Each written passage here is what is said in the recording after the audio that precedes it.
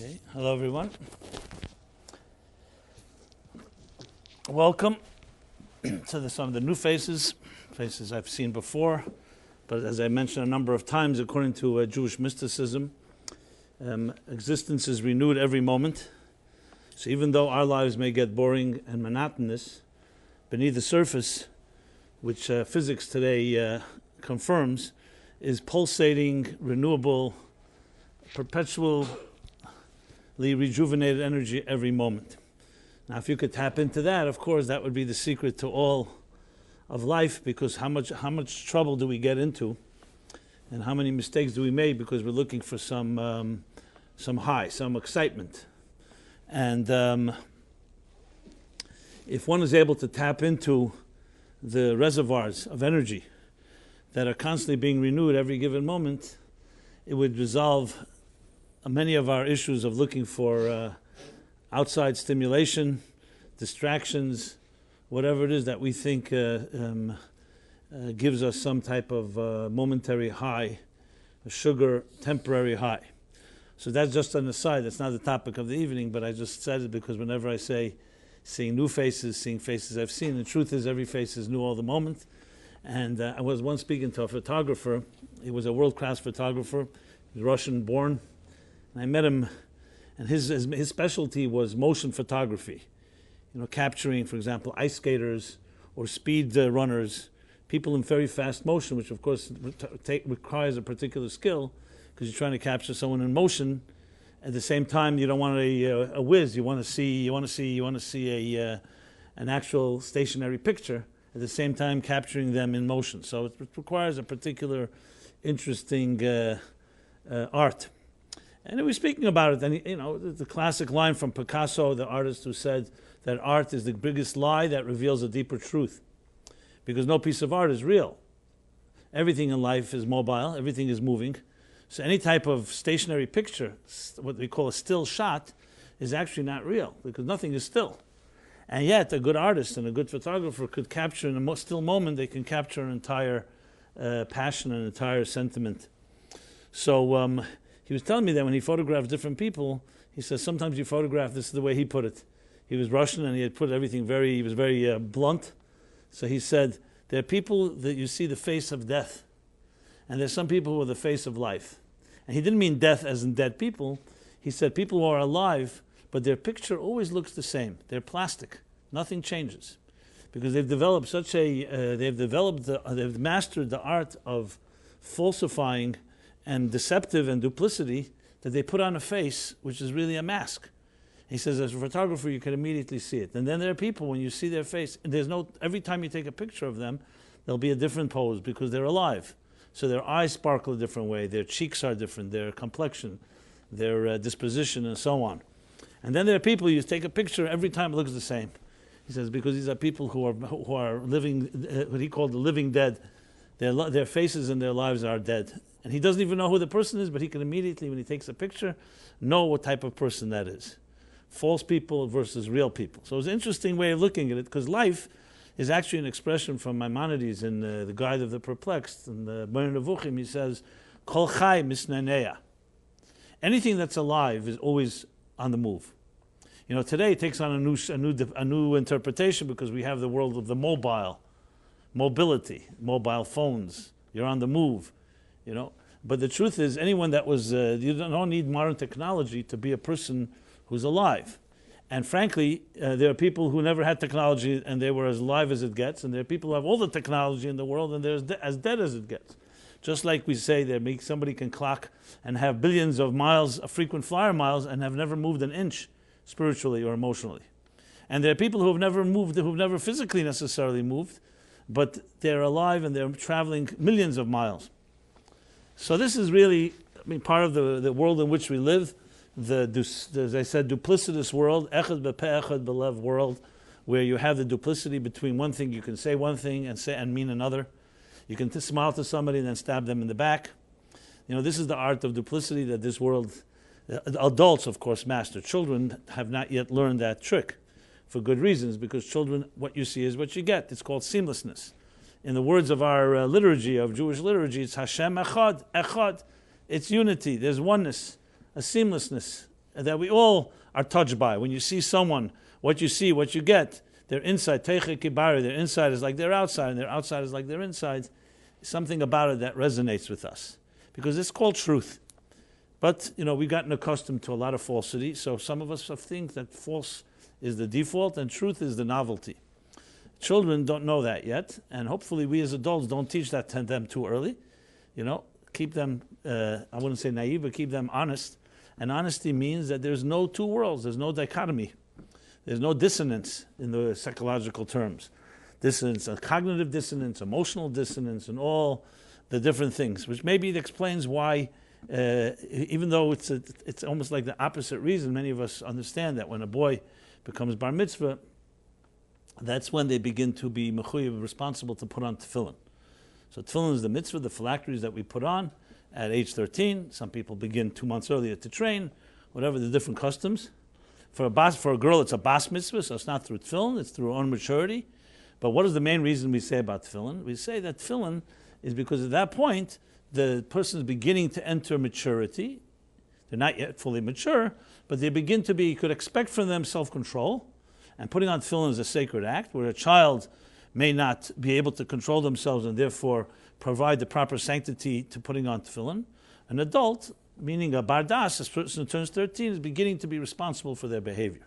Until that point, their parents are responsible for their behavior. So therefore now they are turning into a gadol b'dayed, meaning they become mature to the point that they can begin to put on tefillin. But if you want to think about it, you could also explain it the other way around. What does tefillin do? Tefillin is, because of course the obvious question you could ask, why would you deprive anybody from such an important mitzvah? If it's a beautiful mitzvah, why would you deprive children from it? Find a way that you can do the equivalent and so on. So the reason is because tefillin comes to accomplish what's called shibud halev hamoyach. Shibud halev hamoyach means the binding of the mind to the heart. Why? Because our minds and our hearts are most often in different places. And just look at yourself on a daily basis, if not an hourly basis or momentary basis. Your heart tells you one thing, and your mind tells you, no, that's not good. And you usually still do it, even while you have that conflict, because emotions and the mind are usually more powerful than the mind. The emotions are usually more powerful than the intellect. Like he says in Tanya chapter 9, when he explains the battle between the two sides, the two voices in each of us. So the emotions reside in the heart, and the mind, and which is the animal soul, as he puts it, the impulsive, which is emotionals are impulse, and the divine soul rests and resides in the mind, which is reflective. And there's a battle. So just as the blood of the heart travels to the brain and sustains it, so too the emotions travel to the mind and affected. What is that called? It's called bias, prejudice. That when we're biased, when we're emotionally invested in something, your mind gets distorted. And the Torah calls the person chachamim. It blinds the eyes of the wise. The Torah Semes, true Torah, calls somebody wise. It means they're truly wise. So how could a truly wise person be biased? That's the power of emotions. And no one should ever underestimate.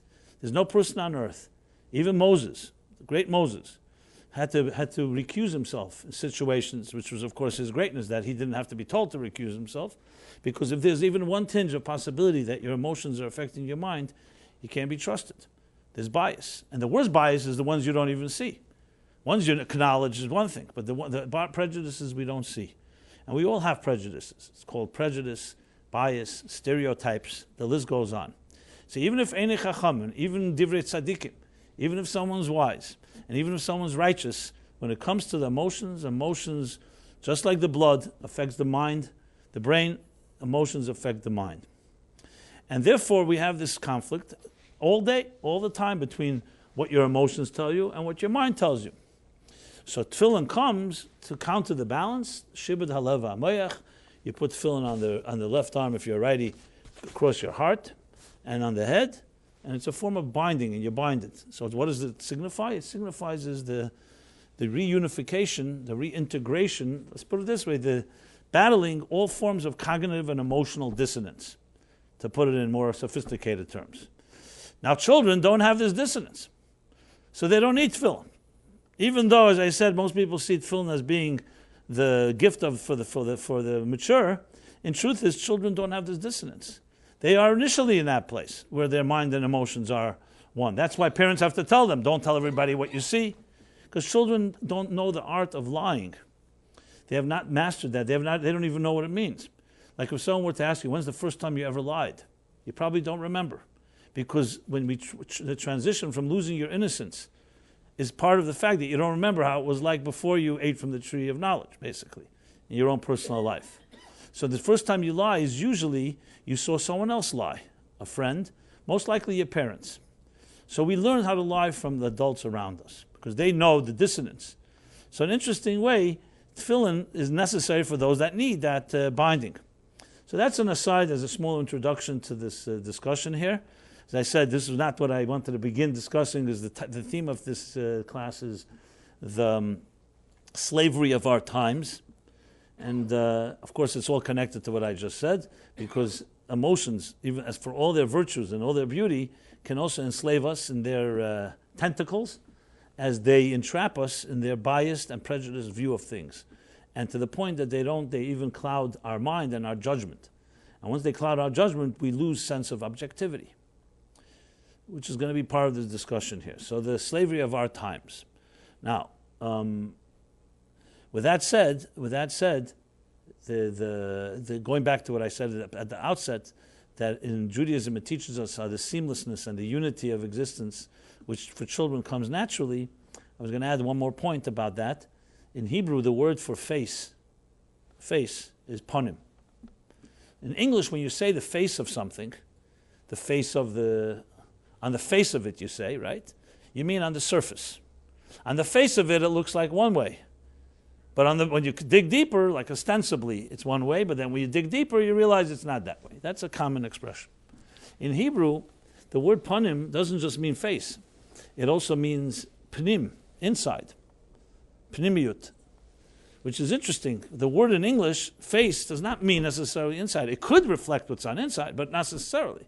Something could be on the surface one way, as I just was describing, and within maybe something else altogether. In Hebrew, the word for face is also panim and panim, which means, again, teiche kibari, the inside and the outside are similar. You see on the face, you see in the outer expression what's going on within, and what's within is being expressed to the outside. That is, as I mentioned, is essentially the concept of integration. You'll see people who have that ability are people who are happy people, because they don't have to be covering their tracks all the time with lies and deception. And we all know every lie has to lead to another lie to cover up for the first lie, etc. And when I say lying, I don't necessarily mean it in the most childish, blatant way. Lying is, there's white lies, there's the whole life where you live a life, what you see is not what you get. Now, obviously, I have to qualify. That doesn't mean that everything that's what they say by a drunk, you say, was is often lung is often sung in Hebrew, in Yiddish. In English, that means that by a drunk, whatever's on his lung is on his tongue. It's a Yiddish expression, which means whatever is inside, he says on the outside. Obviously, I'm not referring to a fool who just expresses everything they feel. That's not my point here. My point is that there is no duplicity. There's no deceptiveness. There's no deception. There is a certain seamlessness. You talk to someone, you have the eye contact, you have the honesty, you know you're talking to someone you can trust. You know, how many people do we trust in this world? Now, of course, if you don't trust yourself, obviously it's going to be hard to trust others. And you always project. You say, you know what, I can't be trustworthy, so how could that person be trustworthy? Which, of course, is yet another part of how our emotional perspective on things clouds our judgment, because we project. We project what we think we're not capable of, we think no one is capable of. Which, of course, is one of the big fallacies that really does not allow a person to grow. Because then you're basically writing your own death warrant and saying, since I can't do it, it means no one can do it. Which essentially is really an insecure person's way of justifying your position, because you think, no, it can't be possible. It's not possible. It's not possible. Why? Because you have not seen it in your life. Now, any intelligent person knows what is intelligence if not broadening your horizons and learning things you haven't seen. That's the whole point of intelligence. If you try to fit everything into existing frameworks, how can you grow? And this, frankly, is one of the most challenging issues, especially when it comes to psychological issues, because when it comes to intellectual issues, many of us can say, okay, I could hear a new idea. But when it comes to your own personal emotional attitudes, very, very hard to suddenly try something new or something different, because that's exactly what emotions are. Like the guy that tells his friend, the guy that says I've asked this a number of times, you have any blind spots? He says, yes, but I know what they are. Like the doctor that tells you, I'll tell you when you need a second opinion. That's the whole point of going to a second doctor. Not because you'll tell me, I don't want to hear from you. I heard your opinion. I want to hear someone else's opinion, not you'll tell me when I need a second opinion. But these are part of the games people play to cover up their own fears and insecurities and so on and so forth. Okay, so this is our introduction to the topic, as I said, slavery of our times. Now, obviously, it's for many of us, that's an oxymoron, because our times are not defined by slavery. Slavery we associate with, for Jews especially, back to the Egyptian bondage, which we honor and celebrate on Passover, and we remember every day, Zeicher Yetzias Mitzrayim, we remember the exodus from Egypt. For the black community, it's the slavery, the American slavery that they were subject to, the beginning of this founding of this country. And slavery, that's how most of us define. Most of us see slavery as something of the past, abolished mostly, especially in the Western world, right? And there may be some forms of slavery in certain African countries, but as far as the so-called art world, most people say we live in the free world, right? How often do you see the free world? How many articles? It comes to the point we don't even think about free world. We're in a free world. And there's also strong argument for that, because, especially if you know your history, it's only 300 years old that institutionalized freedom has been established. It's not even a long time. 3 centuries, that's all it is. Where the Declaration of Independence of the United States, the first of, not the first, there was the Magna Carta, there's the Bill of Rights and so on, but the first established government that declared in writing that every human being has inalienable rights endowed to us by the Creator, which includes the freedom of expression and the freedom for the pursuit of happiness, and then followed up in the First Amendment of this country's Constitution, and that is the freedom of religion and freedom of expression and speech, freedom of assembly, freedom of press. These are freedoms set in stone, which is very admirable, because for thousands of years this was simply unacceptable. It was not simply non-existent. The monarchs, the church leaders, the religious authorities ruled. Some of them happened to be benevolent, the minority, but some of them happened to, so we were lucky. But most were not. Bottom line is we were subject to someone else's rules, who imposed it upon us, meaning us, the nations of the world. And that was what history was about. This changed 3 centuries ago, from an institutional level. There must have been thinkers and writers that believed in it. Jews, from the outset, if you read the Bible, well, you got to read right in the beginning. Every human being is created in the divine image, which essentially is really where the founding fathers took that statement from the Declaration of Independence. If you know their writings and their correspondence, you see they basically took it straight out of the biblical thought, because endowed to us by the Creator. That's what they write in the Declaration of Independence.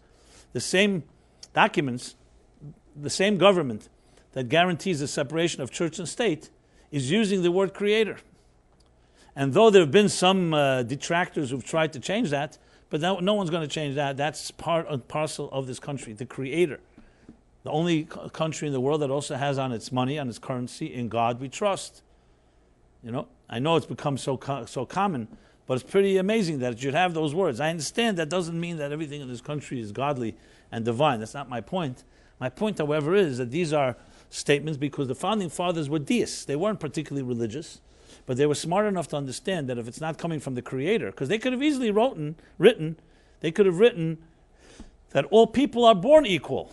All people are equal. All men, they say. All men are. Why do they have all men are created equal?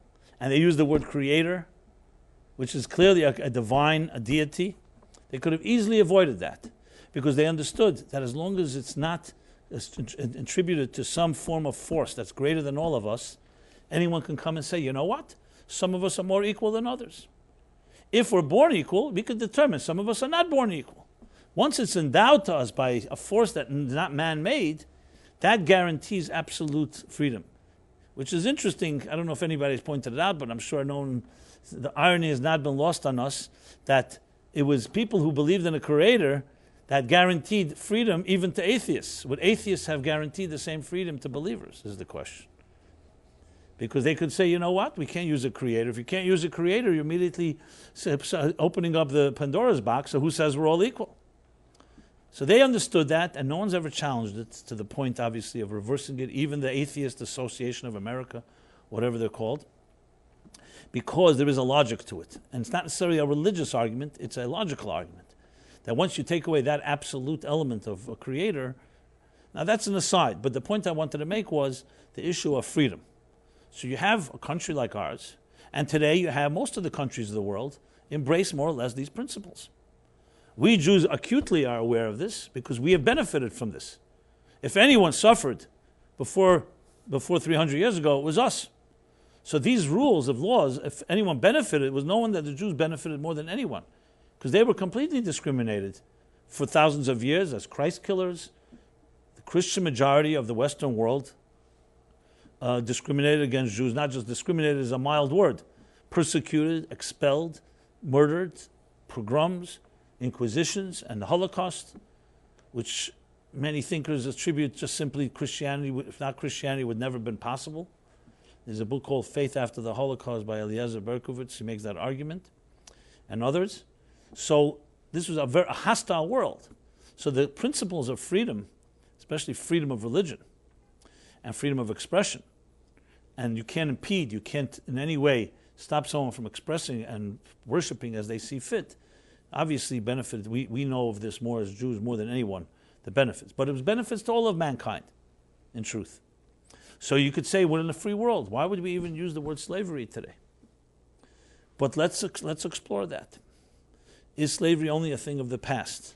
So we really have to identify what slavery is. If you define slavery as in context of physical bondage, where you are subjugated under the rule of a dictator, under a rule of a group, in hard labor, and you're being abused and oppressed and imposed upon, so there you may argue you're going to find that in certain pockets in the world, but it's not common. On the other hand, if you define slavery in a broader sense, slavery as in a form of, let's call it, addiction, that you are not in control of your own life, then it opens up a whole new series of options. So let's look at our lives today.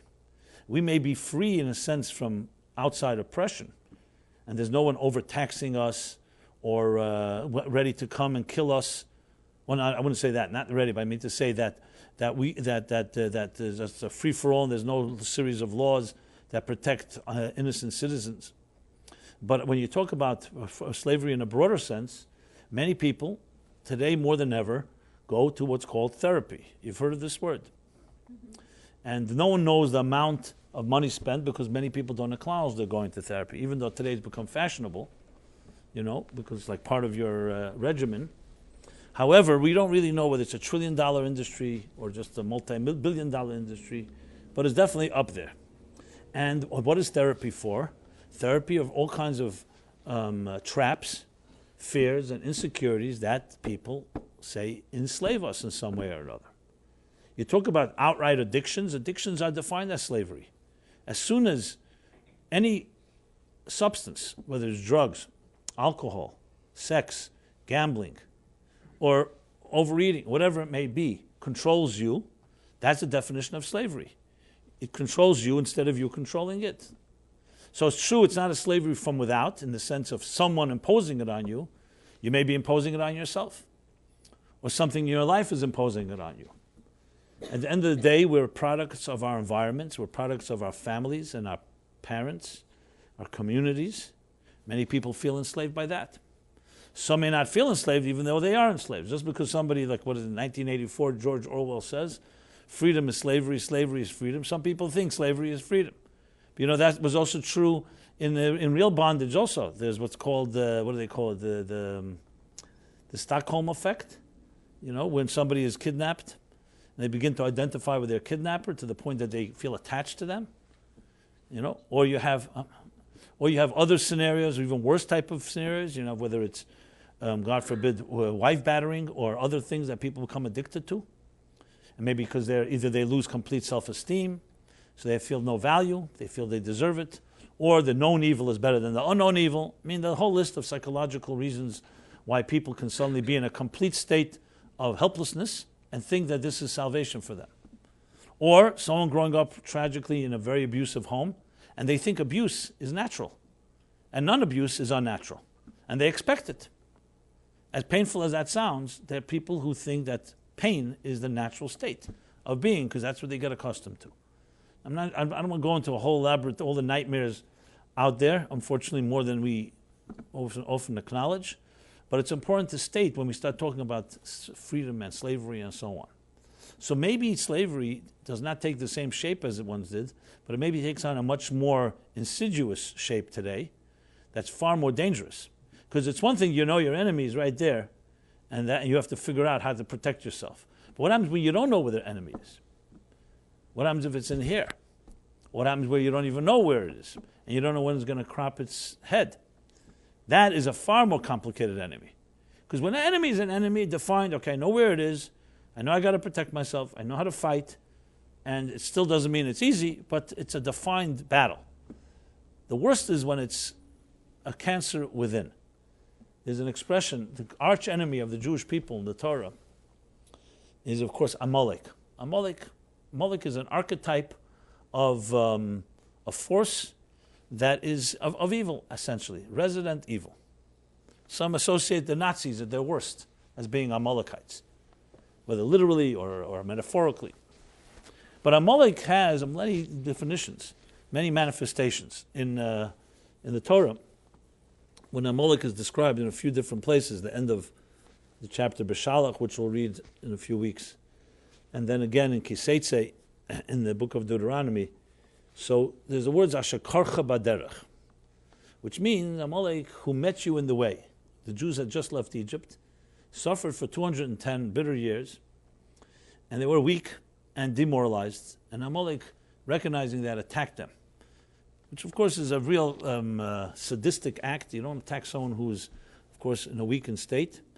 But Amalek means it met you in the way. But karcha also is defined sometimes from the word kerach, which is ice. That Amalek is an archetype of ice-cold attitude, which some people associate actually with the Nazis, that they were cold, they were indifferent. Cold and indifferent to real pain, which allowed them to do what they did. So coldness is the opposite of warmth. Just as I said before, life, a sign of life is mobility and movement. Another sign of life is warmth. What do you associate cold with? Death. Cold corpse. A live body is warm, has certain natural warmth. And even on a simple level, when you say love, we associate love with warmth, with nurturing. Cold is usually associated with something indifferent. You're cold to me. You're far apart from me. Not that there isn't any value to cooling certain things, but real cold is that. Another association with Amalek is called suffix, doubt. Amalek is the gematria, the numerical equivalent of doubt. Now you think, what's so doubt? What's so bad about doubt? We all have our doubts. But doubt, when you think about it, is a real enslaving force. Because doubt is worse than an enemy. When someone disagrees with you, they disagree. So you could argue it out, you could review and analyze and evaluate the merits of two sides of an argument, and you decide which one. But when someone throws a doubt into your mind, it paralyzes you. There's no resolution, because you're not sure, this way, that way, this way, that way. So doubt is associated also with a certain cause. Like let's say you're passionate about something.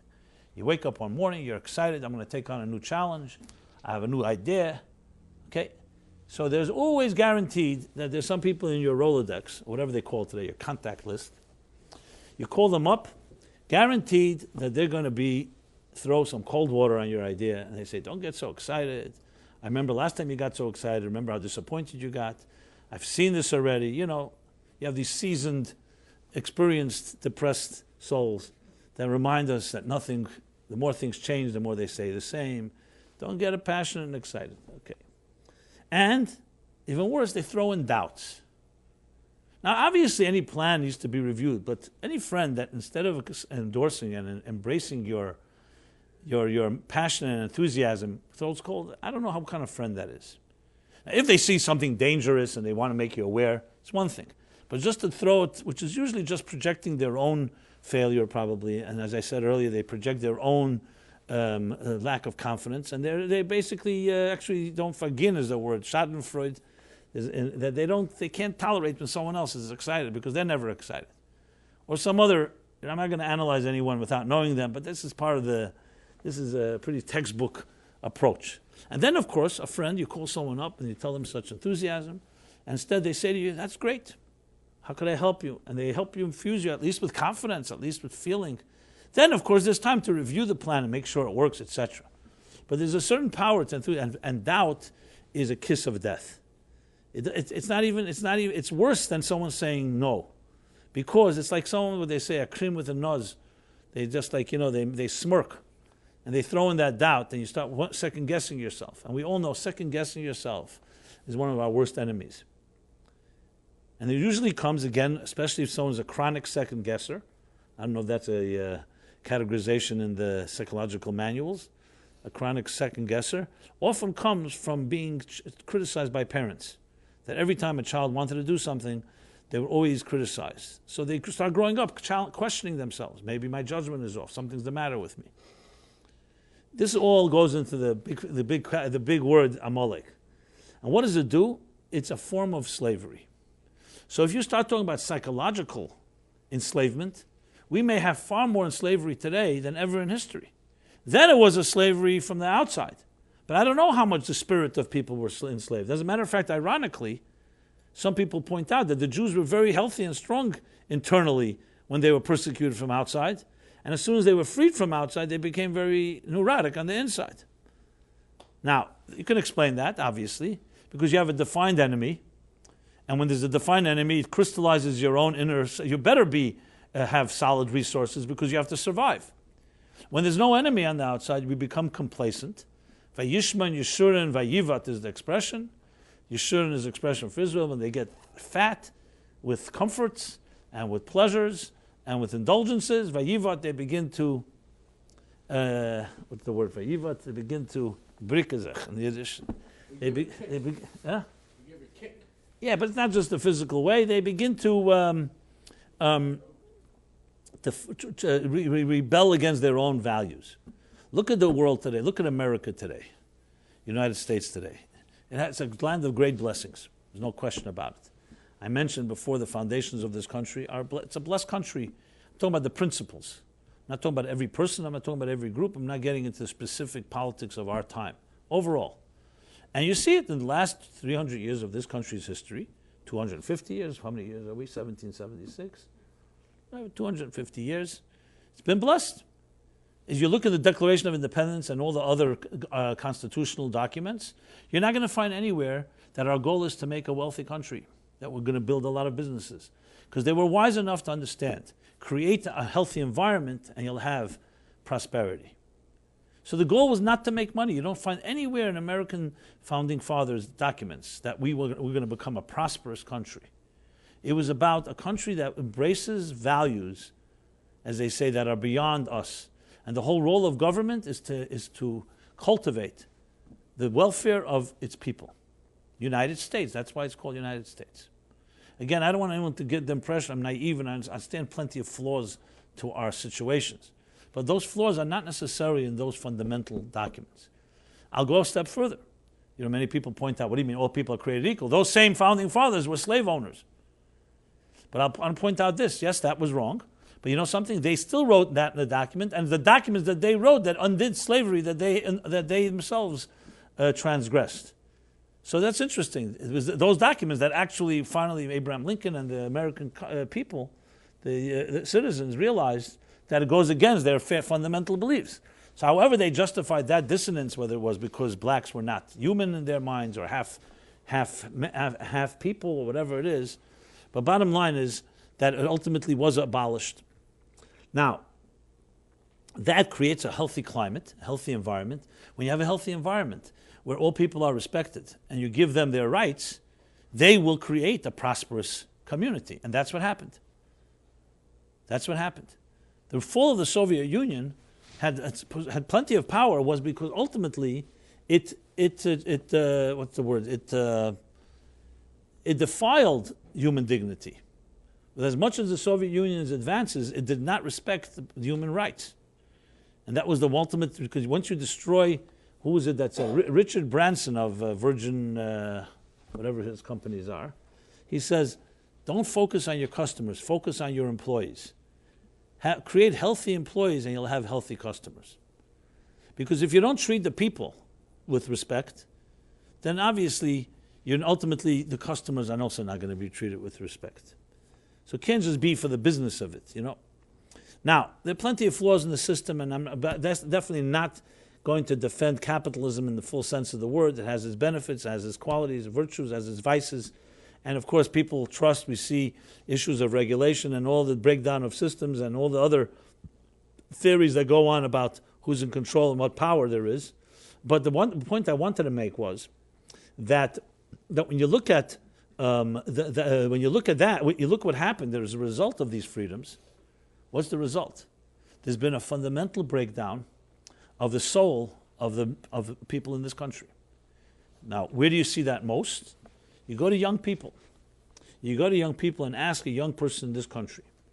You could ask older people as well. They were also once young. We're all younger than we'll be tomorrow, of course. So, in a sense, we're all young. In case you're... yes, what are you ready to fight for? Tell me something, one thing, not a list of 3 things, one thing that you're ready to fight for and to the death. And I don't mean necessarily physically to die, but something that's so important that you would do anything for. Most people, I've tried this is not just a theoretical statement. Most people, young people especially, will say, they'll either look at you with a blind stare, blind look, they have no idea what you're talking about. If you ask them what football team they're ready to die for, they'll tell you. What soap opera, what movie, what celebrity they want to meet, no problem. They'll give you a whole list because that's what they live with all day. What video game they're playing and how they're winning it, no problem. This is the side effect, the byproduct, the bad byproduct, obviously, the complacency and the breakdown of values that happens as a result of freedoms. So here suddenly you have freedom, the other side of it. Now, by no means am I suggesting turning the clock back and let's go back to that world. But when you have enemies who are ready to kill you and your family, you can make sure you can bet right that you're going to crystallize your values because you want to live. When you have no one attacking you and you have no enemy, it becomes very much more difficult to crystallize what do you stand for. When the Nazis and the Axis during World War II went to war, at some point, even the United States had to enter because they attacked Pearl Harbor. And it was very clear there's an enemy that tells you clearly that if you don't do something, I'm going to conquer your land, enslave or kill you, and that's that. So that's the best way to wake you up to find out what do you stand for. Because if you don't stand for anything, so what? So let's let the Nazis control the world. However, when things are no enemy fighting you, then the question is, what do you stand for? So the blessing suddenly becomes a curse.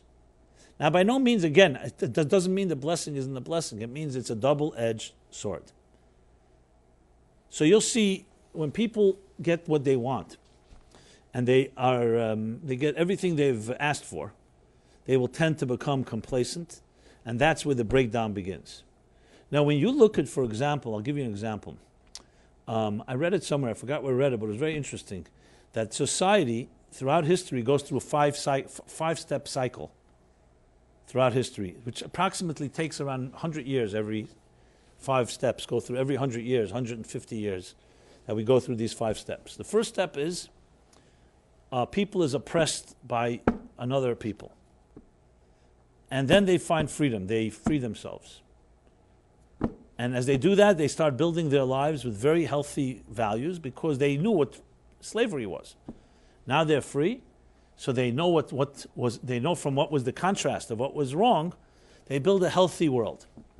That health begins to build. Then the generation that experienced the pain and the redemption dies. So the next generation continues building, but slowly their success becomes their undoing. They become successful, and then they begin to become complacent. As they become complacent, they also become conformist, which means everyone's doing the same thing. So the next generation comes and starts rebelling against the conformity and the mediocrity of a comfortable people. And they create a rebellion. And that rebellion disrupts the previous system and creates a new system, and that new system begins again to go through the same processes. So many people attribute, just to give you the sense of it in the United States, so we know, going backwards, the 60s was a time of rebellion against the 50s, which was a time of, like what they call the man in the gray flannel suit, conformity, which came a generation after, of course, a decade after the World War II and World War I, which ravaged the world and the United States. And all of that resulted in what? In a comfort that, again, became too comfortable. There was the rebellion and so on. So it's interesting that it never stays at a status quo. It's always moving. Some people say technology that we have today is speeding things up. And some say now we're at a stage where we're at the beginning of a new stage of comforts. And that will soon be rebelled against, and there'll be a new disruption, a new order will be called for. Wherever we are, that's another discussion. But the point of the matter is that freedom ends up becoming slavery because you start taking for granted your gifts. And when the Torah says, for example, besides Vayishma, Yeshurun, Vayiv, it says, Keichiv Eitzim Yadi, you start saying, I did all this for myself. I don't owe it to anybody, not my parents, not those that came before us, not God. Once you lose that, then you become your own self-made person. That is always the beginning of every downfall of every civilization. Because you lose humility, and you become complacent, and you become comfortable. And things are fine. I discussed this last week at length, whether you can grow without pain. There's no question you could, but it's much more easier with pain, let's put it that way, as strange as that sounds. Because it challenges your comfort zones. And comfort zones, as beautiful as they are never healthy and never conducive for growth. So when we look at our time today, if you think of it in that context, slavery, we may be more enslaved than ever before. We're just not enslaved to another country, to another monarch, to another person. We're enslaved by the freedoms that we are living in. So let's take, for example, technology. Technology is a good one. The addictions I mentioned before, the traps of the communities we are in, that for sure has enslaving elements to it. But let's take technology. That was supposed to emancipate us. Technology. You don't have to go anywhere. You can press a button, get anything you want at any given time. Who doesn't think technology is frees your time up, frees your challenges? You can access any information you want, etc., etc., etc. But what has it done to the human soul and to the human heart? With all what we call communication revolution, information revolution, are we truly more informed people? Are we more sensitive? Do we really love people more? You know, they say social media was invented by people who are antisocial. And you see the experts in social media, most of them are not at all social people. So they created, some say, a type of virtual friendship called like Facebook friends. You never have to meet them. So it's perfect for an antisocial person. Social media is a perfect solution. Now, I'm not suggesting it can be used for good purposes, but it's interesting what you can create out there. So we talk about communications. Has communication really been better? Do you think husbands and wives, parents and children, friends communicate better today? We have better tools, but communication has nothing to do with tools. Communication has to do with the heart. Words from the heart enter the heart, the Rabbeinu Tam writes. Words from the mouth come out from the mouth go into one ear and out the other. Technology can't change that. If it's not from the heart, there's no machine in the world that's going to make it come from the heart. What do they call it? They used to call it junk in, junk out in computers. Garbage in, garbage out. Yeah, computing crunches numbers. It speeds everything up. But what is everything? If it's junk, it'll speed junk up. You'll have more nonsense in your life and an accelerated pace. And if it's beautiful things, it'll speed that up too. So technology should not be confused with progress. It's progress it's basically a better tool chest, but it's all who uses the tools. It doesn't make a better human being. And this doesn't require deep philosophy. It's basic given. It's just that it creates such distraction that it's just another soap opera. It's another television show. You have so much streaming into your life, consciously and unconsciously, that you're not even thinking about it. Now, I'm not here as a fire and brimstone talk about the vices of technology. I'm talking about human to human here, soul to soul. And some people, my father used to collect, let's have open heart surgery, in a good sense, heart to heart. Let's talk heart to heart, man to man, woman to woman. So you deal with a world where we can be convinced that we're free. And I think, I have not been in other generations, but what I see, I don't see freedom at all. I see people enslaved in worst possible ways to their fears, to their insecurities. And it's even worse because they have gadgets that make you feel free. Like suddenly someone will say, you know what? I was living in not reality, but now I watch reality TV. Now I'm in reality. You love when you hear that. Oh, how Walter Matthau put it this way. He says, listen, look at this. It's authentic imitation leather. It's authentic imitation leather. How could you drink Diet Coke? It's not the real thing. You got to drink the real thing. Coke itself is real. You understand? That's the world in which we live. Or when the World Trade Center, God forbid, when they flew the planes in there, someone said, just like a movie. The movie became the standard, and now reality is like we're trying to figure out how reality fits into the films. Now, this is not exaggeration what I'm saying, because when you think about it, they say statistics show that by the time we're age 20 years old in the Western world, the average man or woman at 20 years old has seen 1 million advertisements, seen or heard. Now you think that's a lot, right? But think about it. What does it mean, seen? It means all the billboards, magazines, newspapers, whatever you have, mobile, even things you may not have registered. I understand there's some people who've been completely sheltered and haven't seen anything. Fine, so age 30, add another 10 years. But the point of the matter is, these things have an impact. Advertising business is not billions of dollar business for no reason. It's because they know it impacts us. And it may not impact you the first time. Subliminally, it impacts every time.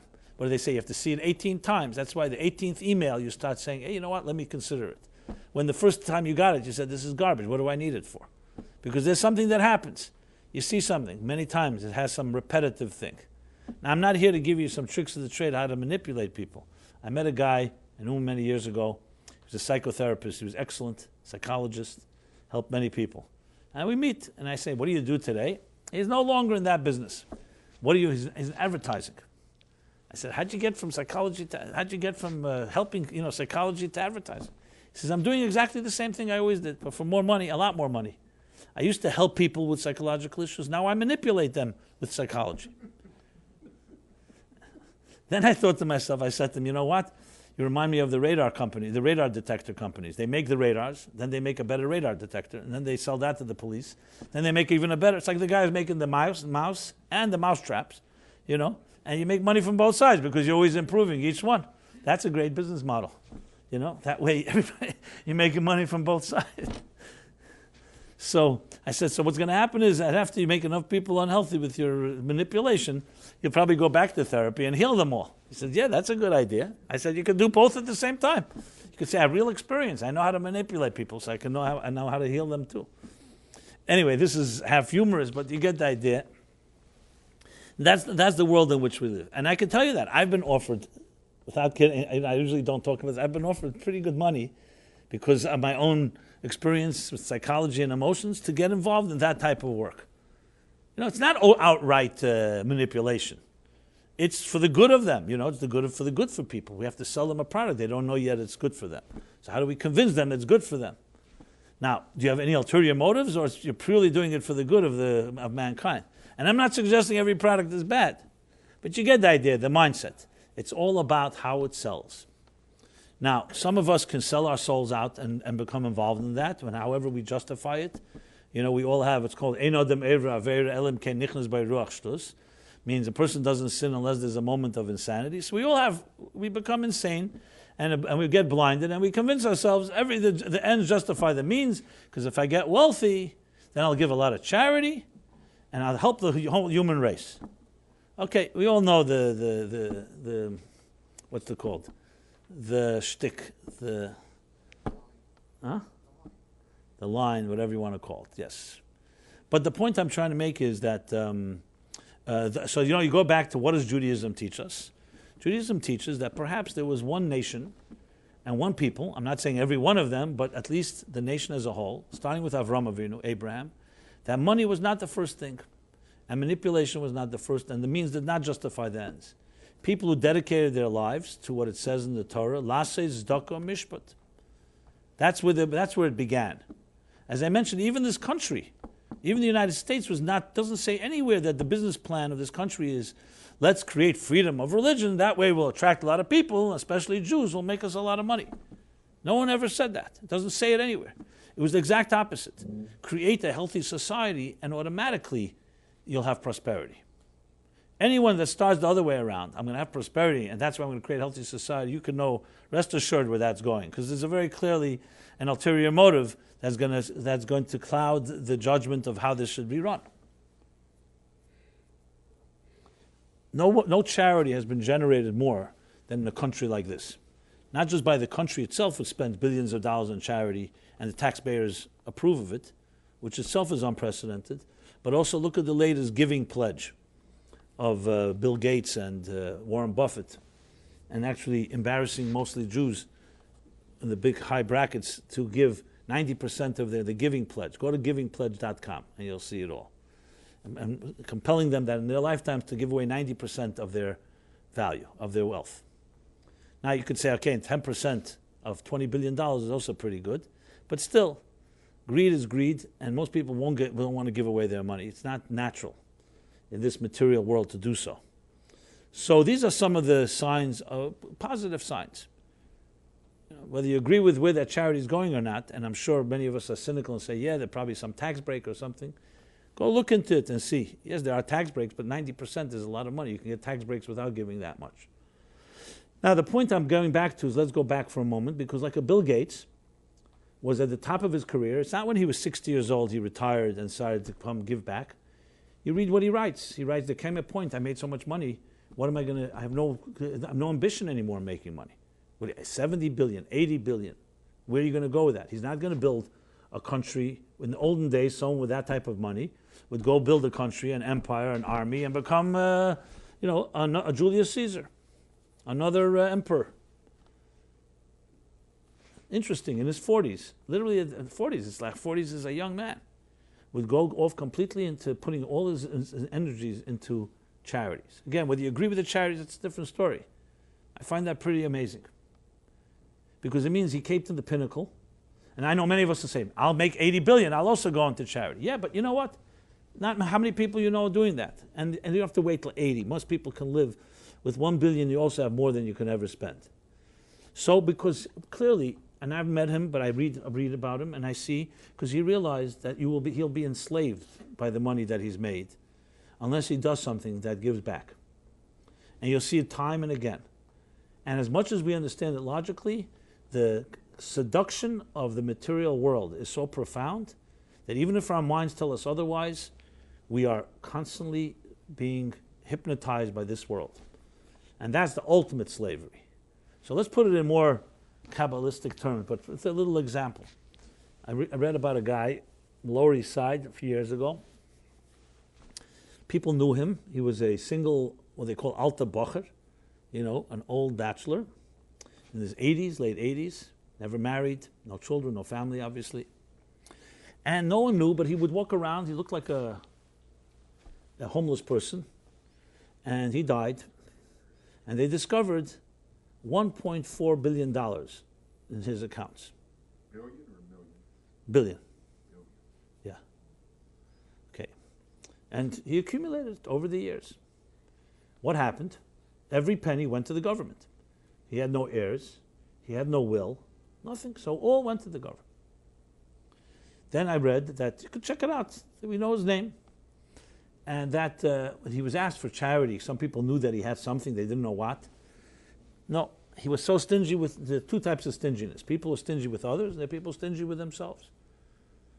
Obviously, the second one is B'chal Masai money. You never find someone stingy with themselves and not stingy with others. But someone stingy with others, but not with themselves, that you find. Okay, so he was stingy, and in his own mind, and I've met many people, maybe people think until the last second of this earth that some way they're going to figure out how to take the money with them. But no one has mastered that art. So you know clearly that no matter how much money you make in this world, I'm taking money, specifically money as an example, you will never take it with you forever. There's no way. Okay, so you say to yourself, I'll leave it for my children, my grandchildren. But we also know another rule, that almost likely that any body of wealth By the time it hits second or third generation, either will all be lost due to bad mistakes, or it will usually create war in the family. This is documented, because that's what money does. Between brothers and sisters, between grandchildren for sure, the cousins, and so on and so forth. Okay.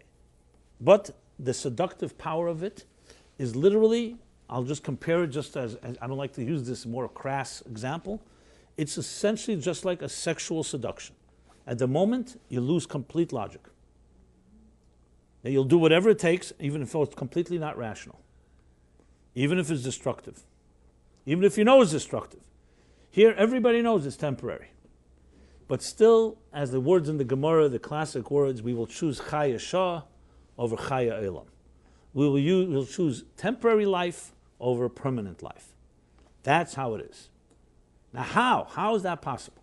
How can intelligent people do that? Someone said to you right now, here I give you something that will last only a short period of time, but it's a tremendous treasure. And here's a treasure that's maybe less in quantity, but it will last forever. What will most people choose? They'll choose the moment. I was at a Torah science conference a few weeks ago, actually Shabbos Chanukah, it was a month ago, I guess, in Miami Beach, in Bell Harbor. And there was a doctor, he's the, what's his name, Rosniak, he's the head of cardiology at St. Luke's here, Roosevelt Hospital in New York. Forgot his name, come to me in a moment. He gave a very interesting talk about heart disease and health, and healthy heart and anxiety. And he says, of course, the biggest challenge is people come to you, they have problems with their heart, or potential problems, and you tell them they have to change their diet, exercise, other things, especially when you let them see the consequences, very clearly this is dangerous or death-threatening and so on. And you have children, you have grandchildren, you want to be at their weddings. There's many motivations that are very selfish even. He says, and everybody, of course, in the office says, you're right, doctor. No one ever says you're wrong. You're right. Tell me what I have to do. And they mean it. They're sincere. And yet, they leave the office, not necessarily a moment later, maybe 2 moments later, 3 moments later, and nobody lives up to what they committed to. And it's a fascinating phenomenon, because we're not talking about spiritual, religious beliefs. You're talking about something that's going to affect your health. It's your life. Who doesn't care about their life? Everybody wants to live longer. Everybody wants to be healthy. Who wants to die young, etc., God forbid. So it's not like there's no motivation. And they know about it. So he's wondering, what's the blind spot? What happens? So he said that he got some answers from Torah. And he started seeing it like the Yetzer Hara approach. You may know it's wrong, but there's something about the momentary pleasure of something that psychologically is more powerful than the long-term benefits. So your mind tells you there's long-term benefits, but your emotions are consumed by the short-term pleasure. And it's always the case that short-term pleasure will trump long-term benefits, even if you understand it all. So he went into a whole discussion how you change that and how you could help people get beyond that. He had a whole bunch of serious, interesting ideas. But I remember it struck me because he was looking at it from a medical point of view, and I deal with it obviously in a psychological point of view all the time. And we all face this. How many of us give good advice to others that we don't take to ourselves? That's like the ultimate, paradox. You can give someone advice that you yourself don't follow. And it's brilliant advice. As soon as it comes to you, there's a different lens. Because just like, you ever hear your voice on recording, like audio recording of your voice? Does anybody like their voice on audio recording? Right. You say to yourself, well, this guy sounds like weird, whether it's Now, I can tell you, I have plenty of recordings. And people compliment me. They say, I love your talks, I love this. I listen to myself. I can't say, how could anybody listen to this guy? Because we don't hear ourselves. The voice you're hearing is not the voice I'm hearing, because I'm hearing it from within or whatever, like underwater, whatever, however you want to figure it out. And I guess there are singers and maybe anchor people and people on television and actors that learn to like their voice. Maybe they don't. Bottom line is you're not forced to, I'm not forced to listen to myself, so it's fine. Others like it, good, listen to hey, The point I'm trying to make is that we don't see ourselves the way we see others, or the way others see us, and vice versa. So what we have here is a tremendous blind spot, which, frankly, Jewish thinkers from the beginning of time have tried to figure out, how does that work?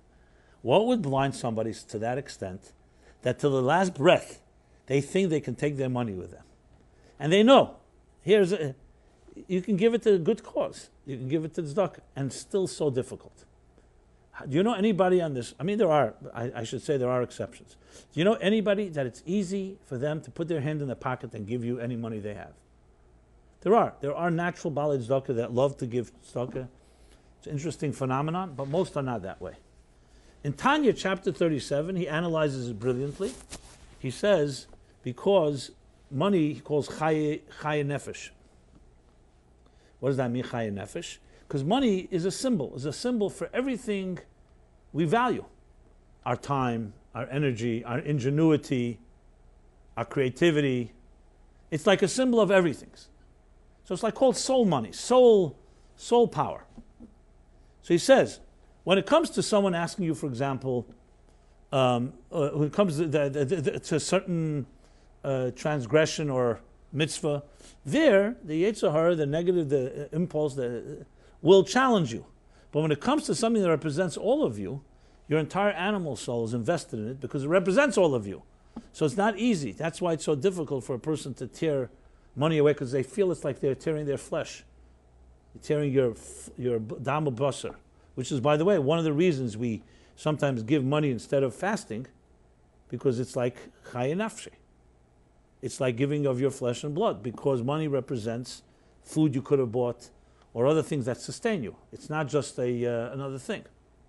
And that's why he explains that tzedakah shkula keneged kol mitzvah. That's why tzedakah, charity, is such a powerful mitzvah, and it's tatzim amovis. Why would charity save from death? And that it says even the only mitzvah God says, test me with this mitzvah, because it's the mitzvah that most captures the tentacles of materialism's hold on us. Money is the biggest power. And you just see it, how difficult. I was reading an article a few years ago, I remember, I think in the New York Times. So they had a group of friends met. They were talking about everything. They talked about all their private lives, their intimacy, their everything. Then one person asked the other and said, so how much money do you have put away? They froze. They're ready to talk about their sex lives, about every stupid secret in their lives. Money suddenly is the thing nobody talks about. It's interesting. So all this is just, from my point of view, talk about slavery. So the thinkers all try to understand this. Darizal, maybe the most innovative of all, the great mystic, 16th century, writes, or he didn't write, he spoke, but his student, Rabbi Chaim Vital, wrote, called Kisvei Arizal. However, he didn't write most of it, didn't write any of it actually. So he calls the classic idea what's called the Tzimtzum Harishon. What's the Tzimtzum Harishon? The Tzimtzum Harishon is the great concealment, or the great contraction. You could use the language of today, physics, the black hole. And with that, he comes to explain many quandaries, philosophical and psychological quandaries, including this issue. How is it possible that the truth of value can become so distorted that we can value something that's completely false and dismiss something that's completely real in this world? It's one thing if you could say some things can be sold to us that are false, but it's like an inverted reality. You can convince yourself that the glove is more important than the hand inside the glove. You look at the world around you, and instead of looking at what's behind the scenes, we look at what's on the cover of everything. The most distorted cliche of all, don't judge a book by its cover. Do you know anyone that doesn't judge a book by its cover? I've never met anyone. As a matter of fact, as an author, I can tell you they spend billions of dollars on producing and designing covers, because that's exactly what people look at. The cover, the package. You ever see how products are produced? Tell me they invest more in the packaging than in the product. That's why you sometimes come home with a big package and a very small product, but the package is very impressive. Apple is a big master of that. Now that doesn't mean the product isn't valuable, but packages absolutely matter. People look only at packages. That's how you sell something. How is that possible? So the Arizal says, because God, in creating the universe, did something before the universe itself was created. He inverted reality. He made us think light is dark and dark is light. What is real became a novelty for us, and what is false became real. Lev Yitzchak Berditchever was once said in his classic way, return to God and look for ways to find merit in the Jewish people. He says, a kunz. A kunz means a trick you pulled off, he tells God. You gave the people to live through a difficult life, to give them a material world with all its contemptations and seductions, and you tell them in the books about what Elam Haba, the world to come, is, the pleasures of the world to come, of the spiritual worlds. Why don't you give them the spiritual worlds to live through and write in the books about what material life is like? And you'll see how they'll behave. What is he saying?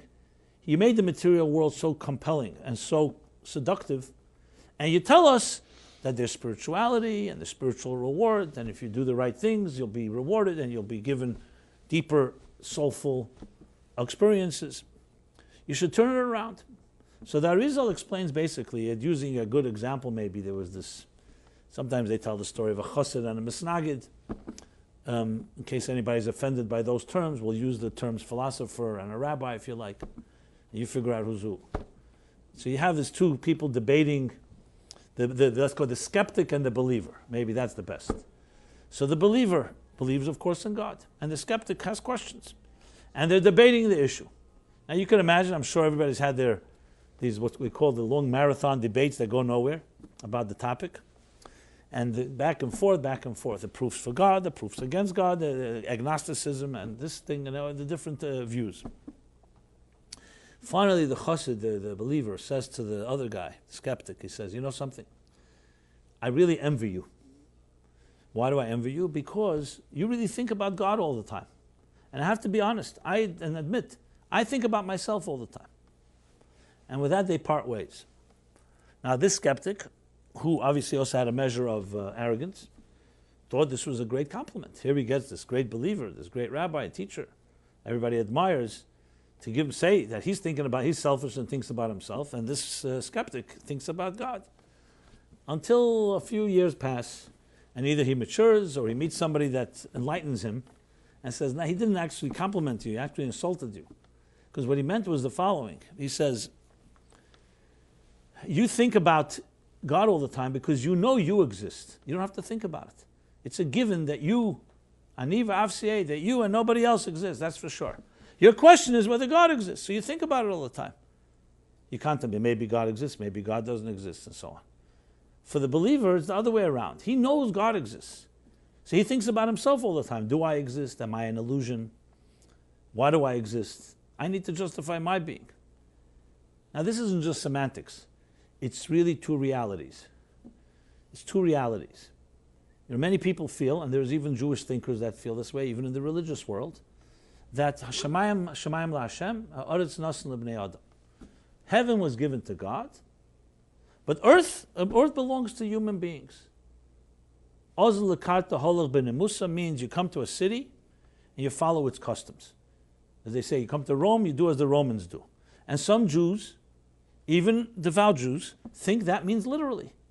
That God said, here you follow the rules of the material, secular world. They'll say, obviously, without breaking halacha, without breaking Jewish law, but we are subject, we are enslaved to the rules of this material world. And then there are those that will say, like the Arizal and others, no. God wants us to come in this world, but never think this world controls you. You're here to elevate the world, not to become subjugated to it. And I don't just mean in behavior, it means psychologically. You're here to elevate. If Mordechai of the time of Purim lived in the 20th century, and he was hanging around in Washington, like he'd hung then around Shushan Habira, or in the different high echelons of power, there are many Jews that would say to him, you know something, Mordechai, you're a very fine man, but when Haman comes by and he's the top minister, we all acknowledge him. And don't ruffle feathers and don't rock the boat, and bow to him like we all bow to him. That's how it is. We need him. We need his favors. And therefore, for the long-term benefit of the Jewish people, we need you to respect him. And what did Mordechai say? Lo yicher v'lo yishtachve. He not only didn't bow, he made sure to make a point that he would not, because we don't serve anyone that's not God. Avodi atem v'lo avodi la'avodim. We're servants to God, not servants to servants. And this has been the policy and the principles that Jews upheld. Because we come to this world not to become subjugated by it because it belongs to the other side. We come to this world to refine and elevate it, and not to compromise. And the fact that we dress in the garments and we follow the customs of the land, because that's part of our mission, is to speak the language of the land, but never think you become of it. You're always within it, but you're above it. That is the secret to not becoming enslaved. You know, there's an expression, no one is free except someone who studies Torah. It's interesting.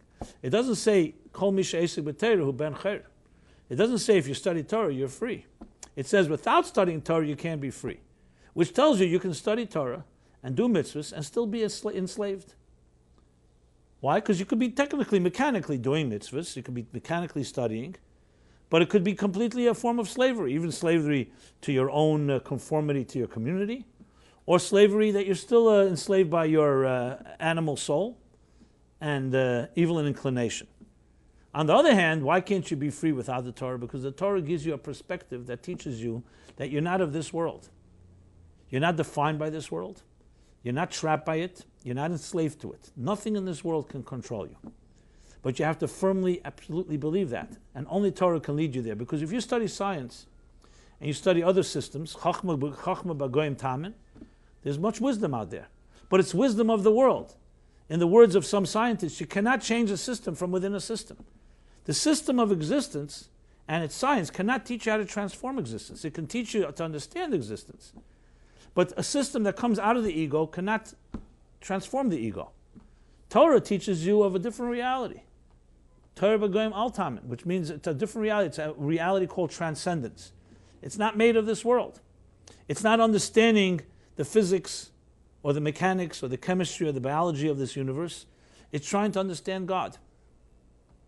And once you go to that place, that's what keeps you, that's what makes you a free person.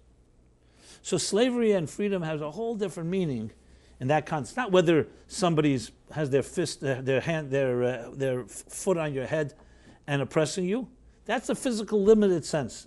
So slavery is when you're enslaved by your own desires, by your own perspective of this material, by your money, yes, and by your sexuality, and by everything else that traps us. There's this famous story, I always repeat it because it's just a very powerful story. In 1927, it was the previous Chabad Rebbe, Rabbi Yosef Yitzchak Schneers, who was a prime example of what we're talking about, because he did not live in easy times. You're talking about the former Soviet Union in 1927 was harsh. Stalin had come to power then, and religion they saw as the opiate of the masses, as an enemy to the mother, to the Soviet Union, and they did everything to abolish religion. Now you remember, they say 10 million Jews, if not more, lived in Russia at the time. And they determined suddenly to abolish everything that's Jewish. Of course, Jews were always at the brunt more than the other religions. And who was the worst anti-Semites? Of course, are the Jews, the Jewish anti-Semites. They were called the Yevsektia. It's a Russian term for the Jewish, what's the word? The Jewish unit. Huh? Apostates. No, not apostates. The Jewish union of communists, the communist branch of the Jewish branch, and they, of all people, were the most rabid anti-Semites who wanted to do everything to eliminate Judaism. And they knew the strength of Jews. They grew. Their grandparents were Hasidim, actually. So when they came to arrest, they saw Rabbi Schneerson, Rabbi Yosef Yitzchak Schneerson, as a threat because he would not bend.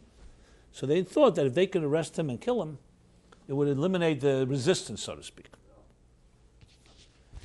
Now remember, that was also a period where the first immigration of Jews that came to America came essentially in the early 20th century due to the pogroms. That was before the Soviets took over, before the Bolsheviks. That was more the Tsarist Russia. I mean, the upheavals of that time were hard to describe. So 1927, they finally arrest him. Now we know a lot of what happened because he documented it. He actually wrote something called Masechta Gehenim, the tractate from hell, because he describes the hell of his Soviet imprisonment, which you can imagine, there was not exactly due process. There was no court of laws, there was no justice, there were no lawyers. It was just, you're completely subject to the whims of a whole bunch of animals, basically.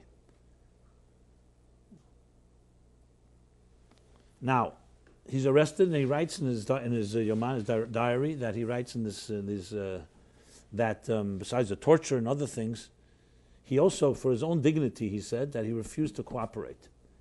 He said to himself, you know what, they can enslave my body, but they can't enslave my soul, and therefore I refuse to cooperate. He spoke fluent Russian, he insisted on speaking Yiddish. Now they knew Yiddish, of course, all of them, the ones his captors.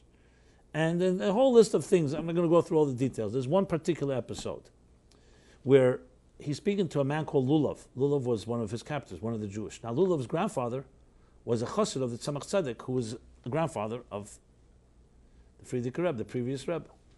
So when they arrested him, Lulav said to him, or Nachmanson, there were two, Lulav and Nachmanson were the two main Yevsektia people.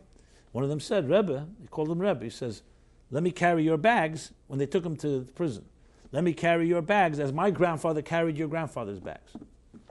And the Rebbe refused. He said, your grandfather carried my grandfather's bags where my grandfather wanted to go. And you're carrying my bags where you want me to go, and that not. No. All in Yiddish, mind you. Okay?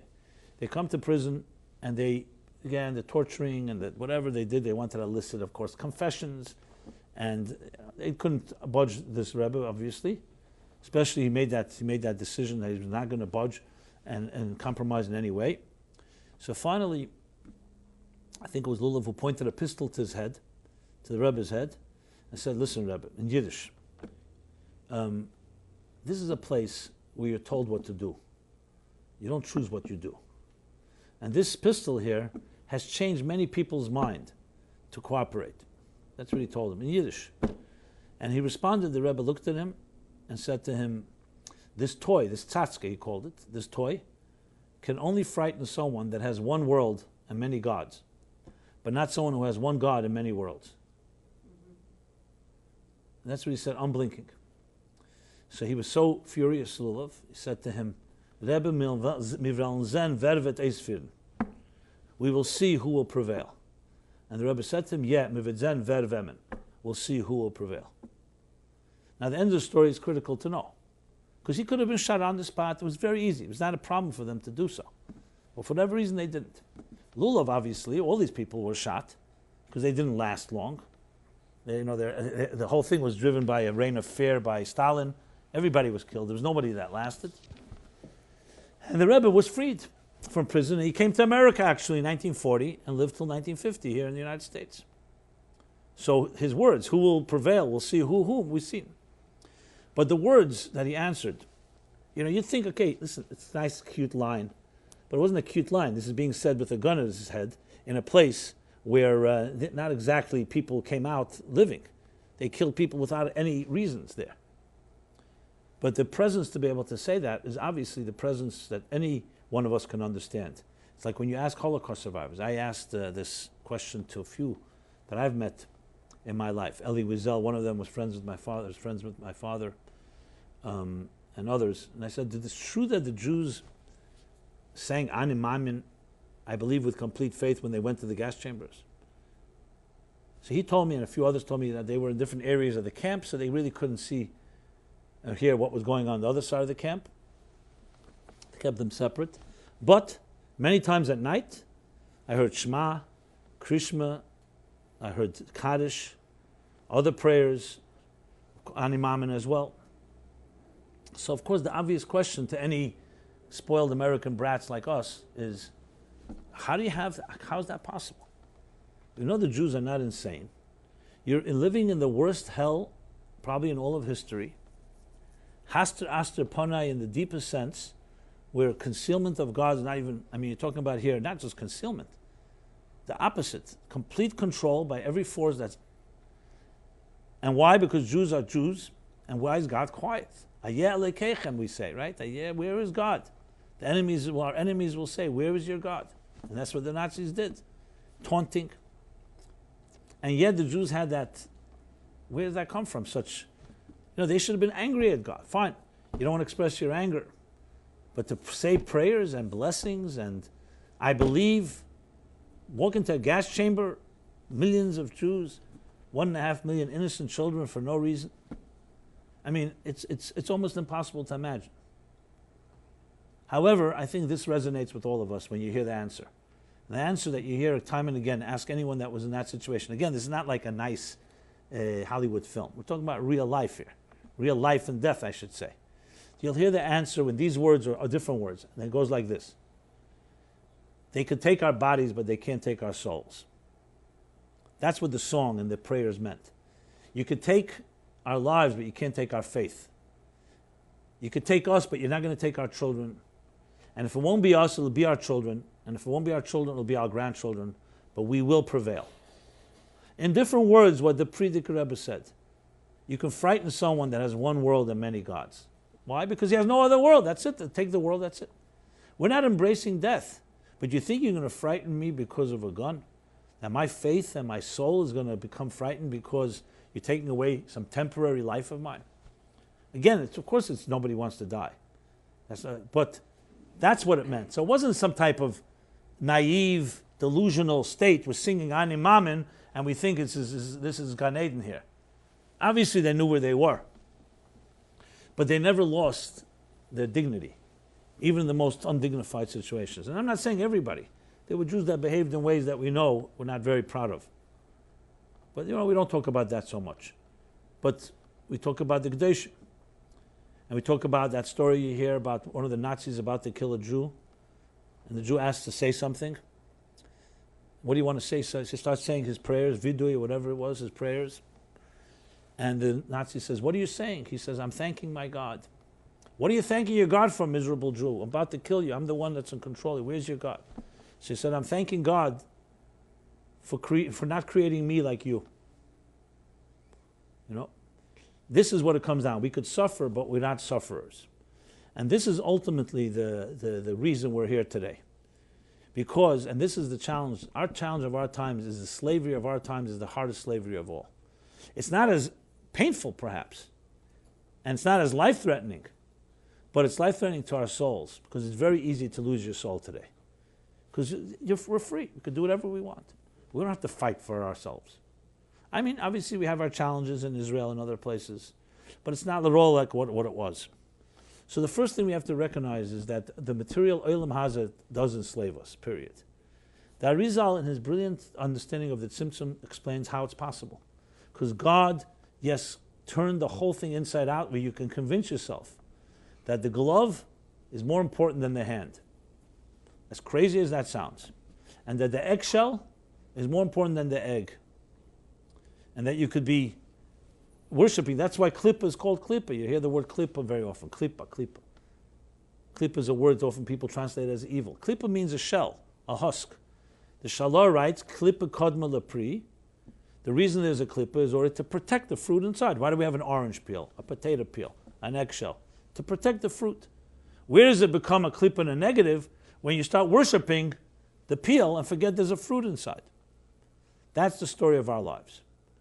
This material world is a husk, a shell. As I said at the outset of this class, constant renewing energy beneath the surface. But we worship the shell, because that's our reality.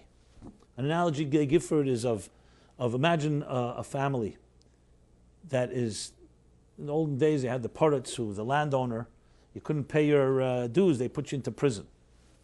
So imagine the whole family is in a prison, not in a prison, in a pit. So just an analogy given. But the pit is, you can build a whole life in this pit. And they start building a life. But the people who are in prison there know that this is a prison. This is a pit. And they know when they look up, they see the hole on top, they know that's the place where there's freedom. Their children know it also because their parents told them. But then the next generation, the grandparents die. The next generation is born in this pit. And they start saying, 1 second, we don't belong. This is where we are. What are you talking about? This is where we belong. We've always been here.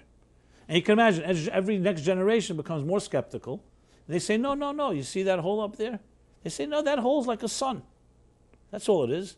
This is natural. Our darkness, our pit is our natural reality. And you can imagine after several generations, psychologically, what happens is, you start thinking, this is reality, and that's fantasy. That's some story. Our great-grandparents, they wanted to have some hope and faith or whatever it is, so they convinced themselves they really belong up there where there's free. There's nothing there. It's a hole it's like where the sun. This is exactly what happens. In the olden days in Russia, when there was very hot days, there was no air conditioning, so you would get some relief by going down into a basement, a cellar which was very cold and cool, but there was also no electricity, so it was very dark. So a chassid once went down there, and he says, it's so dark down here. So the other people who were there already cooling off say, don't worry, stay here for a while, you get used to it. And he said, that's exactly what I'm worried about, to get used to it. And suddenly you convince yourself darkness is light, and freedom is slavery, and slavery is freedom.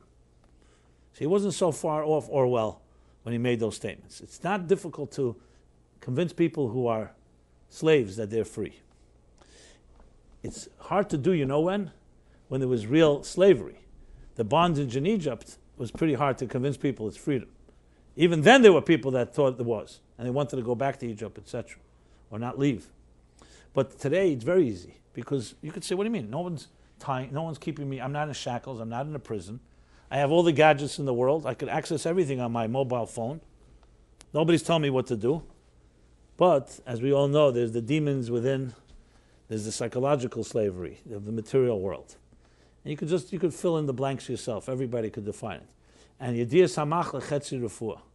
Knowing the problem is half the cure. Until you don't recognize the things that enslave you today, you are a deep slave. And I'm not saying that as a bad thing, I'm just saying it as, well, it is a bad thing. I'm saying it as a statement. I meant to say, I'm not trying to say it as a critical. I'm saying it more in a statement that we have to discover that. And how you discover that? Well, you have to start seeing other perspectives than your own, because your own perspective is just going to reinforce your own viewpoints. Number two, you have to be around people who found some type of emancipation and freedom. And yes, you have to figure out how to free yourself from some of these so-called forces that we think are so emancipating. Maybe that's why Shabbos is such a powerful day today more than ever. You know, once upon a time, Shabbos meant, yes, you don't light fires. Today it's a switch. Some people say, what's the big thing? A switch. I understand. To go light a fire, we shouldn't go light fires. It's a big thing, creation. But a switch. So I once saw an answer. Yeah, what do you think? Creating the world for God is it's even less than a switch. And God rested even from that. It didn't take him a lot to create a universe. It's not the effort you make, it's what you create. So maybe today we see the blessing of Shabbos when it comes to our gadgets and our internets and our external media. Because you always think of it, what is malacha at the end of the day? Malacha is something that's not your natural self. That's what it comes down to. What's a malacha? The Lamed test, the 39 types of work. Something outside of you. Malacha shamayim, to work with your heart and soul, to express love, to study, to pray, that's also work. But that's amal teira, amal sicha. That's not forbidden on Shabbos. On the contrary, that's the 40th malacha, they say. The 40 minus 1. What's the 1? The 1 is the one that you're allowed to do. So maybe there's a great blessing in that, because you're forced to sit with your children and family, and you're forced to have a conversation maybe that's not dependent on a text or some other fast food environment. Now, I said this to a number of people a few weeks ago. We were talking. So some people telling me they happen to be, I guess, Shomer Shabbos, but it comes to their mobile phones. They're not Shomer Shabbos, whatever reason. They're addicted to it. I don't think it's necessarily business, but whatever it is, they're not. They're strong. So I said, you need it more than anybody, because you're so trapped by it. It's your drug. So bottom line is, we live in a world where there's a whole new form of slavery, and until we don't recognize that, and we don't see a transcendent dimension that you're involved in, you are enslaved. Now I know some people are going to say, so what? I feel good about it. What do I care if I'm enslaved? Okay, that we'll reserve for another discussion. For people who feel that it's not so bad, and I just can't cover everything in one class here. I see it's already getting later, and I know there's a curfew in New York. So let me conclude by saying the following. They say, tzaddikim gambe misasan kruim chaim. Tzaddikim, even in their lives, great righteous people, even in their lifetimes even in their deaths are called alive. And wicked people, even in their lifetimes, are called dead. Do I need to explain that? The reason for that is because we have to understand where is the source of freedom and life. Atem advekim b'Hashem elkeichem chayim kol chamayim. understanding the value of permanent chayil olam, permanent life over temporary life, is the key to everything. Now, obviously, when I say death, nobody wants death. We want to have eternal life. We want to have a life of souls inside bodies. But if you talk about value, it's very easy to live a life and convince yourself everything is going well when in fact you're really dead. And when I mean dead, I don't mean in the biological sense, I mean in the emotional sense, in the spiritual sense. It's the saddest thing to see people who are zombies, who are maybe going through all the motions, but they don't have that the zest, the verve, the vivacity, the vitality of what makes life life. And that's far deeper than just someone that has energy and is driven or is fit. You could be physically fit and still be emotionally dead. What we have the opportunity is to recognize is that we all have souls that are ticking inside of us, and those souls are desperately hungry, and the only way that you could feed them is not through anything that's materialistic. There's no machine, there's no technology that can feed them. The only thing that can feed them is love, nurturing, truth, spirituality, nothing of this material world. And though we can convince ourselves that that we are not that hungry, or we can get away with that hunger, your body would never let you get away with too much hunger because, God forbid, you'll die. We can convince ourselves that our souls can be asphyxiated and say, it's not so bad. I learned to manage. But in truth is, if you think about all the psychological maladies, illnesses, especially anxiety is essentially your soul crying out, saying, I'm desperate and hungry. That's what it comes down to. When we look for all kinds of other ways to resolve it, to relieve it, usually with things that just create more anxiety. Think about it. Whereas the real solution is to find that type of spiritual nourishment. And that comes with friendships, it comes with our relationships, it comes with everything that is not of this material world. You look in your own life and you tell me what ultimately is the deepest forms of satisfaction, and it's the things we dedicate the least time with. Anyone who's a parent that's a healthy parent will say, my children are the biggest thing for me. And yet it's the thing we spend least time with. It's just another paradox of our world, where we know in our minds it's the most valuable thing, but we have to give them security, so we got to make money, or else they're not going to be safe and secure. And all the while depriving them of security that they need because you're busy with other things. Think about it. So can go on and on. I want to just give everyone and myself a blessing that we should be free people. Time for freedom, emancipation. We live in a free world, it's true. We're freed from many challenges, but the ones that the hardest, the final frontier is the internal ones. And that's something that only we are in control of. Nobody can free you of that. So may this be a very freeing week. And it's actually lessons that, even though I didn't spade it out, it's really lessons that we take out from this week's chapters, which is all about slavery and exodus and freedom. But ultimately, that was the biggest trap that the Jews had in Egypt. It wasn't the physical slavery was half the story. It was the Aveda Kasha and the Ruach Tzad. They couldn't listen. They were psychologically demoralized. And until they couldn't get out of that, they could never get out of Egypt. You can get out of Egypt, but you got to get the Egypt out of you. And that was the hardest challenge. They couldn't listen even. So even as bad as the oppression was, it ultimately, it teaches us there's also an Egypt in our lives today. Mitzrayim comes from the word constraints, boundaries, limits, everything that inhibits us. So then it was an Egypt that actually enslaved the Jews in a physical sense. And today it's an Egypt that enslaves us in a psychological, emotional, spiritual sense. But at the end of the story, next week's chapter is very clear. In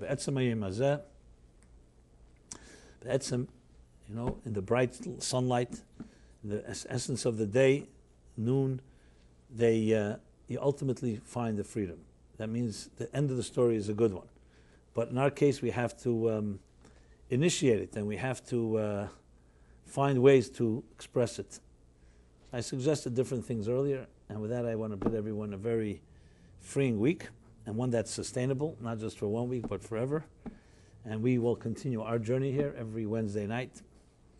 It's been an honor and pleasure to speak to you all and share some words and share the words of hope that we are ultimately a free people.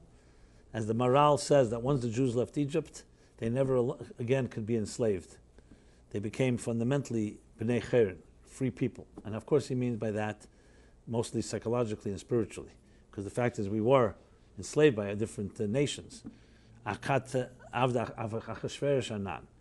We're still, in a way, continuing under Achashverosh or Malchus Edom or whatever you want to call Golas Edom. But psychologically and emotionally and spiritually, we never can be enslaved again.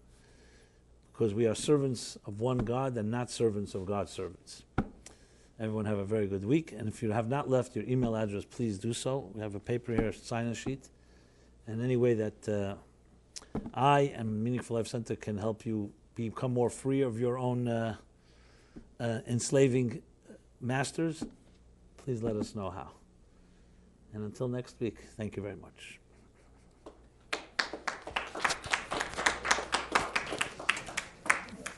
There we go. I have a question. Just a second, 1 second. The Jews of that period of the enslavement period, and the freedom they got from leaving Egypt, getting receiving the Torah, it didn't take too much longer before they became idol worshiping again. So how much freedom did they really get in the end?